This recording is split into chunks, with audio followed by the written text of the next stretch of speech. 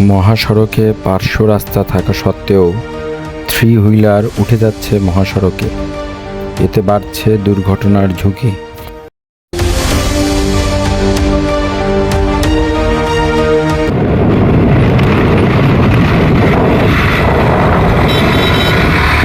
থেকে বেশ করে যাচ্ছে হাতে। মহাসড়কে কি জন্য আসলে? এই লাইনে কি জন্য আসলে? তুমি জানো না যে এই লাইনে যাওয়া ঠিক না? আর যাবো না। না, আর যাবো না, ঠিক আছে, কেন আসলে সেটা বলো। তোমার কে এই বুদ্ধি দিল যে এই লাইনে কেউ আসা? বুদ্ধি দেয়নি। তোমার নিজেরও তো জীবনে একটা ঝুঁকি আছে নাকি? একটা দুর্ঘটনা তো ঘটতেই পারে। হ্যাঁ, স্বাভাবিক। তাহলে তুমি এই লাইন ছাড়া ওই লাইনে কেন গেলে? আর যাবো না। তোমার বাসায় লোকজন আছে, তোমার আত্মীয় স্বজন আছে, তুমি এই ঝুঁকি কি জন্য নিচ্ছ? তারা কি সারাদিন তোমাকে খালি ডানে বাঁয়ে করবি? তোমার কানে হেডফোন।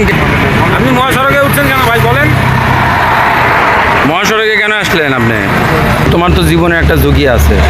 বয়স হতে তোমার সেটা নেই। তোমার বাসায় পরিবার আছে না? তুমি এই ঝুঁকি নিয়ে, ডিমের গাড়ি নিয়ে তুমি কানে হেডফোন দিয়ে মহাসড়কে কেন আসলে সেটা বলো।